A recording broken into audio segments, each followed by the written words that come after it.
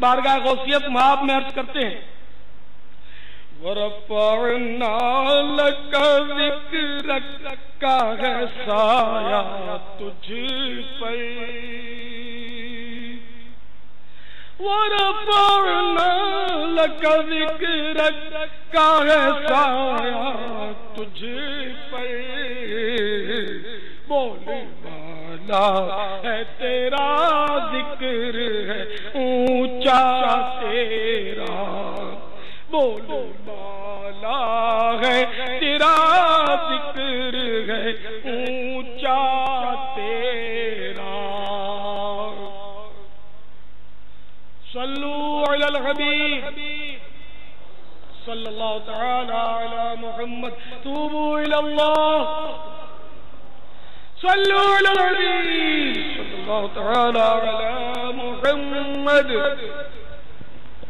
حضور یہ ارشاد فرمائیے کہ پچھلے ہفتے آپ نے یہ فرمایا تھا کہ غیر اللہ سے مدد مانگنا جائز ہے، درست ہے، جبکہ قرآن پاک میں تو ہے ایاک نعبد و ایاک نستعین، جس کا مفہوم کہ ہم تیری ہی عبادت کرتے ہیں اور تجھ سے ہی مدد مانگتے ہیں، تو یہ برائے کرم اس کی وضاحت فرما دیں۔ دیکھیے قرآن پاک میں ایاک نعبد و ایاک نستعین، لیکن پہلے عبادت کا ذکر ہے، پھر مدد کا تذکرہ، تو اس کے صاف ظاہر ہے کہ عبادت کرنے اور مدد مانگنے دونوں میں فرق ہے، ورنہ یہ یوں ہوتا ایاک نعبد و نستعین کہ ہم تیری عبادت کرتے اور تجھی سے مدد مانگتے، یہ ایک ساتھ ہوتا، لیکن یہ الگ الگ ہے، تو اس سے یہ ظاہر ہو رہا ہے کہ یہ دونوں معاملات الگ ہیں۔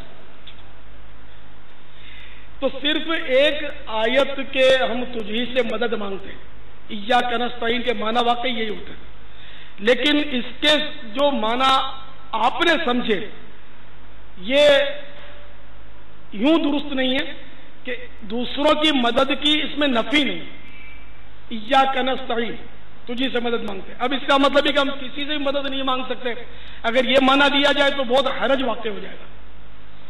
دیکھیے آپ کو یہ معلوم ہوگا کہ بچہ جب پیدا ہوتا ہے، بلکہ پیدا بھی خود بخود نہیں ہوتا، دایا کی مدد سے، جس کو آپ لوگ مڈ وائف بولتے ہیں، اس کی مدد کی اس کو حاجت ہوتی ہے اور وہ پیدا ہوتا ہے۔ اس کے بعد ماں کی مدد سے وہ پرورش پاتا، باپ کی مدد سے پروان چڑھتا، استاد کی مدد سے تعلیم حاصل کرتا، ڈاکٹر کی مدد سے وہ شفا پاتا، کبھی کوئی تکلیف آتی تو ڈاکٹر یا حاکم سے وہ تعاون حاصل کرتا، مدد طلب کرتا، اس طرح بڑھاپے کی دہلیز پر قدم رکھتا یا اس سے پہلے یا بڑھاپے میں وہ مر جاتا، جب مر جاتا ہے تب بھی خود بخود قبر میں جا نہیں پہنچتا، غسال کی مدد سے غسل اس کو ملتا، کوئی کفن پہناتا، کوئی اس کو کندھا دیتا، قبر کھود کر قبر میں اتارتا، اور یوں اس کی تدفین عمل میں آتی، اور اس کے بعد بھی وہ ایصال ثواب کے ذریعے مدد کا محتاج رہتا۔ تو اتنی ساری امدادیں، یہ تو میں نے چند بتائی، جگہ جگہ سماجی ادارے قائم ہیں، یہ بھی تو مدد ہی تو کر رہے ہیں لوگوں کی۔ بلکہ جس شہر میں آپ اس وقت بیٹھے ہو نا، باب المدینہ، اس میں کیا آپ نے نہیں دیکھا کہ جگہ جگہ وہ سائن بورڈ لگے ہوئے، مددگار، پولیس مددگار، پڑھا ہے نا آپ نے؟ تو پولیس مددگار، تو اگر کیا یہ قرآن آیت کے خلاف ہو گیا؟ تو اس لیے ایاک نستعین کہ ہم تجھی سے مدد مانگتے ہیں، اس سے مراد یہ ہے ذاتی طور پر اور حقیقی معنوں میں اللہ تعالی ہی مدد کرتا ہے، اور اللہ تعالی کی عطا سے دوسرے بھی مدد کر سکتے ہیں اور کرتے ہیں۔ اللہ کرے دل میں اتر جائے میری بات۔ حضور یہ بات تو سمجھ نہیں آتی کہ کچھ لوگ دنیا سے چلے جائیں اور ان سے مدد مانگی جائے. کچھ عجیب سا نہیں لگتا یہ؟ میرا موضوع ابھی یہ چل رہا ہے حضور. اصل یہ مطلب ایک وسوسہ میں اس پر ایسا آ رہا ہوگا لوگوں کو، شاید کسی کو، کہ یہ سب تو عقلی دلائل ہوئے. یہ میں نے بھی سنا ہے لوگوں سے کہ یہ عقلی دلائل، اس طرح کی دلیل ہوتی ہے تو بولتے ہیں عقلی دلیل ہے. شیطان وسوسہ ڈالتا ہے یہ تو عقلی دلیل ہے، تو اس لیے میں نقلی دلیل بھی پیش کر دوں. دیکھو نقلی میں نے جعلی نہیں ہے، یہاں نقلی سے مراد قرآن و حدیث کی دلیل. قرآن و حدیث کی کئی دلائل ہے کہ ایک آیت جو ہوتی ہے نا، اس میں بظاہر جو تھوڑا تھوڑا جانتا ہوتا ہے وہ یہ سمجھتا ہے کہ بس اب یہ جو میں سمجھاؤں وہ درست ہے. آیت اپنی جگہ پر درست ہوتی ہے لیکن اس کی تفسیر کچھ اور ہوتی ہے، اور اپنی مرضی سے اس کی تفسیر نہیں کی جا سکتی. مفسرین جو تفسیر کرتے ہیں وہ صحیح ہوتی ہے، وہ مفسرین بھی وہ جن کی قرآن و حدیث پر گہری نظر ہوتی ہے. تو بظاہر بعض آیتوں میں ہمیں اختلاف لگتا ہے لیکن حقیقت میں اختلاف ہوتا نہیں. تو صرف ایک آیت پکڑ کر فیصلہ کر لینا اپنے ذہن سے تو یہ تو گمراہی کا راستہ دکھاتا ہے. جیسے ایاک نستعین پر ایک وہ راستہ پکڑ لیا کہ صاحب اب مدد کسی سے مانگ ہی نہیں سکتے، یہ غلط ہے. سنیے، مولا مشکل کشا علی المرتضی کرم اللہ تعالی وجہ الکریم نے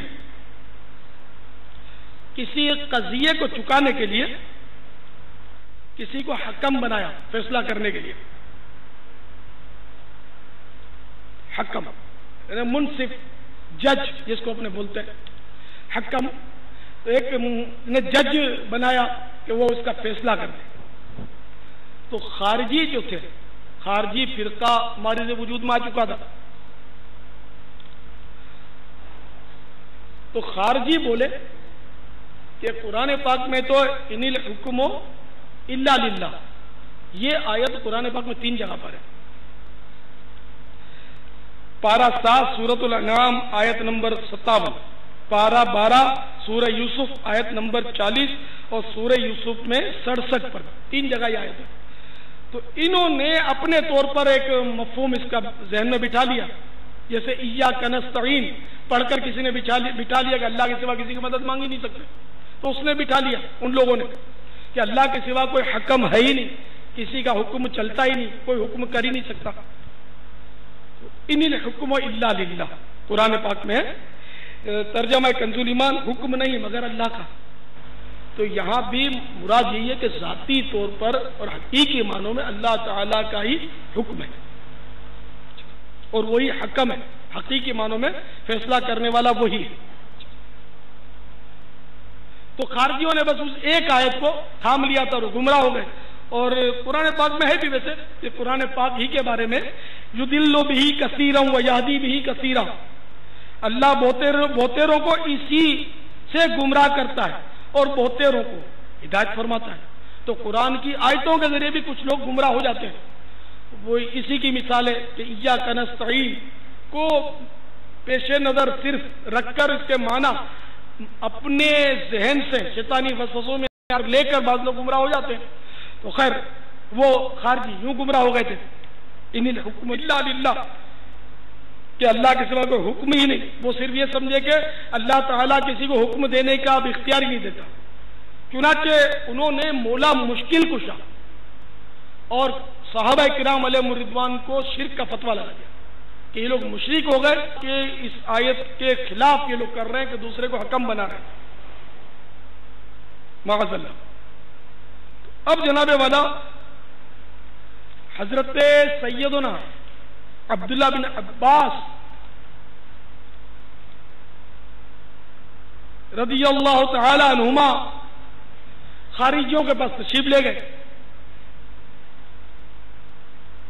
اور ان سے فرمایا کہ تم کیا وجہ ہے کہ تم مولا مشکل کشا علی المرتضی کرم اللہ وجہ الکریم اور صحابہ کرام علیہ الرضوان پر شرک کا الزام لگاتے ہو.